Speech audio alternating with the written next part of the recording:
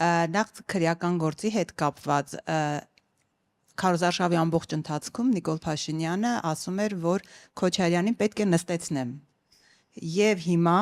ասում է ժողովրդի պահանջ է, որ պետք է նա նստի։ Եթե օրինակ այս քրեական գործն էլ փուշ դուրս եկավ, ամեն դեպքում կգտնեմ մի բան։ Դուք ինչպես եք տրամադրված, որ կարող է ձեզ նորից հետ վերադարձնել օրինակ բանտ։ Գրքի շարունակությունը կգրեմ։ Ժամանակ չեմ գտնում ուղղակի գրքի երկրորդ հատորը գրել։ Հանգիստ եմ նայում, իդեպ այս քրեական գործը վաղեմությունը շատ վաղուց անցած քրեական գործ է։ Եվ քրեական գործ հարուցվել է մեկ նպատակով սեկտը փակել։ Հենց մի մանր վատություն անել, մենք իհարկե բողոքարկելու ենք, որովհետև այդ քրեական գործում չկա ոչինչ։ Ես հիշեցնեմ, երբ որ սահմանադրական կարգի տապալման գործ էր, ինչ էինք մենք ասում այն ժամանակ։ Ասում ենք, որ դատարկ գործ է, բան չկա։ Փաստաբանները հոգնել են հարցազրույցներ տալով, վերջը հաղթել ենք եւ արդարացվել են այդ մարտի 1-ի սահմանադրական կարգի տապալման գործով։ Այդ համբերությունը ունենք, վճռականությունը ունենք։ Մի հատ տեսնենք։ Վերջով ով է նստելու։ Եվ ընդդիմադիր ուժերի համախմբվածության հետ կապված օրերս Սամվել Կարապետյանը հայտարարեց, որ հետընտրական ընդդիմադիրների միավորման հարթակ է ստեղծելու։ Այս առումով ձեր գնահատականը կարծիքն եմ ուզում լսել եւ արդյոք կան գործընթացներ, դուք ինչպես եք նայում այդ գործընթացի հաջողությանը, ինչպես եք պատկերացնում դրա աշխատանքը, որովհետեւ եթե լայն համախմբում է լինելու, նաեւ պետք է հասկանալ ինչպես է դա առաջ գնալու, ինչ ծրագրեր, սցենարներ կան։ Այս ամենը դուք այսօր տեսնում եք եւ ինչպես եք գնահատում ընդհանրապես դրա հաջողությունը։ Մենք նույնիսկ միջև ընտրական գործընթացը մենք համարում ենք, որ ընդդիմությունը շատ ավելի ակտիվ կարող էր համագործակցել։ Եվ ուղղակի հիշեցնեմ, որ մյուս ուժերն էին փորձում որոշակի sense դիստանցիավորվել մեզանից որոշ չափով։ Sense որոշ չափով հեռավորություն պահել, ինչը ես հասկանում եմ եւ ենթադրում եմ, որ նաեւ ճիշտ էին անում այդ ընթացքում։ Հիմա իհարկե համագործակցությունը համարում եմ, որ պետք է մենք դրա մասին հայտարարություն արել ենք եւ սա մեր ընդհանուր մոտեցման շրջանակներում է գտնվում անկասկած։ Հիմա արդյունավետությունը կախված է մի շարք հանգամանքներից։ Դա հաջողություն կբերի, հաջողությունը ենթադրում է Նիկոլ Փաշինյանի հերացման կբերի այդ ընդդիմադիր միասնական ճակատը։ Եվ որ տարբերակով կբերի։ Նայեք, ես օրինակ բերեմ Հայաստանի Հանրապետության 2017 թվական խորհրդարանական ընտրություններ հանրապետական կուսակցության համոզիչ հաղթանակը։ Հիշում եք։ Մոտ 9 ամիս անց հեղափոխություն, թավշյա, թե ոչ թավշյա, դա ասենց երկրորդ հարցն է, իշխանափոխություն։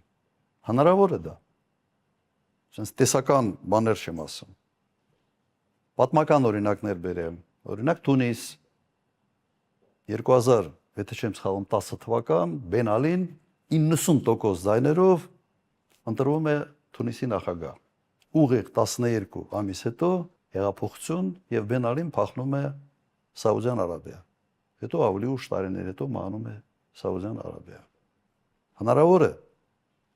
է։ Ուղղակի այդ վիճակը պետք է զարգացնել,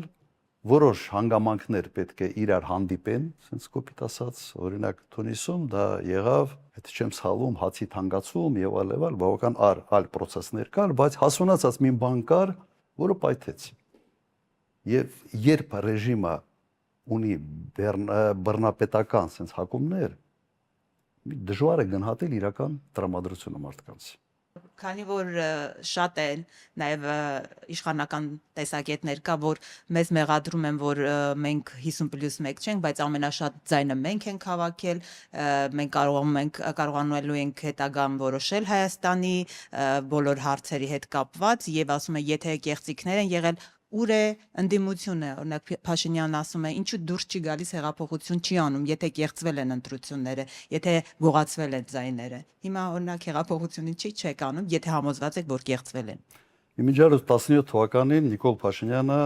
չի դիմել Սահմանադրական դատարան, չի բողոքարկել ընտրությունների արդյունքները 2017 թվականին։ Բայց 9 ամիս հետո եղավ հեղափոխություն։ Եղավ, չէ՞։ Հիմա կեղծիքների մասին ամբողջ նախընտրական ժամանակաշրջանը եղել է ոտից գլուխ կեղծիքների շղթա։ Մեկը մեկին համալրող։ Ոչ մի իշխանություն այսպիսի ծավալով բյուջետային կաշառքներ չէր կիրառում, սա մեկ։ Ոչ մի իշխանություն պատերազմի սպառնալիքով չէր ահաբեկում սեփական ժողովրդին, ոչ մի իշխանություն։ Ես չեմ հիշում որևէ դեպք, երբ պատերազմով ահաբեկելը կիրառվեր ինչ-որ մեկի կողմից։ Ոչ մի իշխանություն այս կարգի ճնշումներ նաև բյուջետային համակարգի վրա, կրկնեմ նաև այսքան քրեական գործեր, որոնցով ուղղակի կազմալուծում էին ընդդիմության շտաբները տեղերում։ Ոչ մեկը այսպիսի բաներ չի կիրառել։ Սա ինքը իրենով ամեն մի այդ հարցերի բլոկը պետք է գնահատվի, թե ինչ կարգի ազդեցություն կարող էր ունենալ։ Օրինակ, մի քանի 100,000 թոշակառու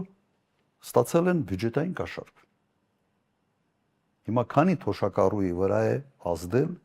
այդ ընտրակաշառքը իր ընտրությունը կատարելու տեսանկյունից։ Կա այսպիսի գնահատական։ Դրան գումարենք այնինչ կատարվել հենց ընտրությունների օրը։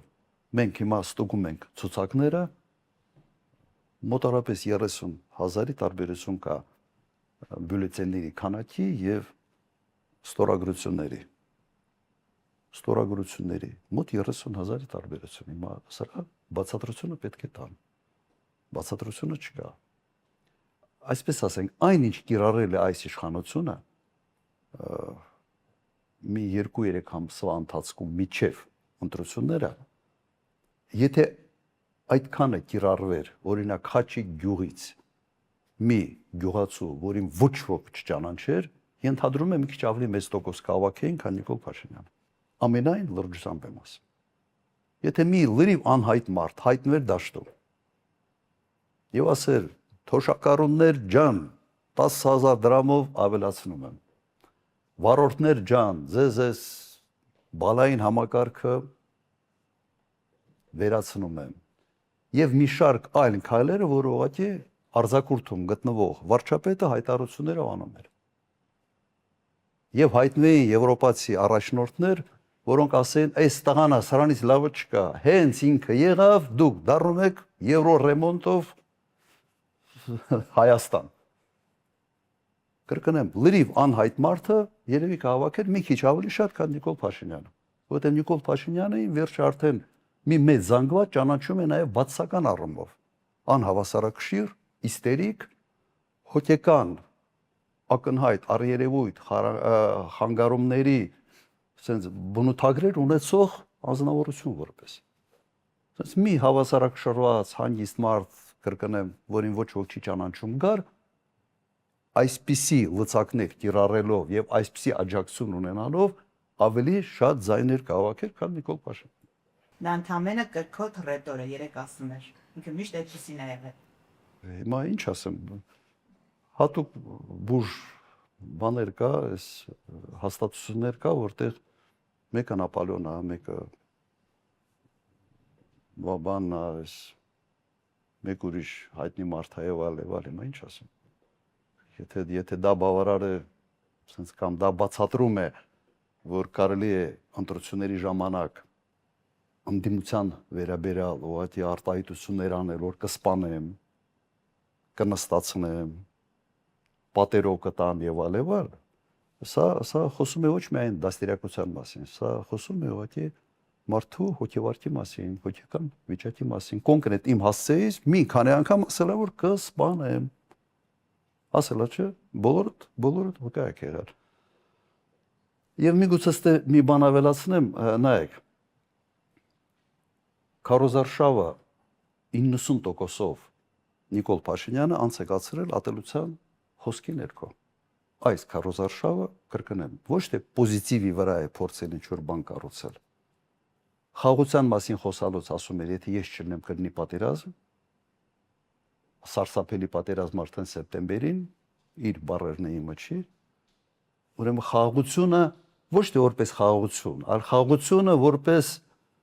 պատերազմի ալտերնատիվ, այսպես է ներկայացվել։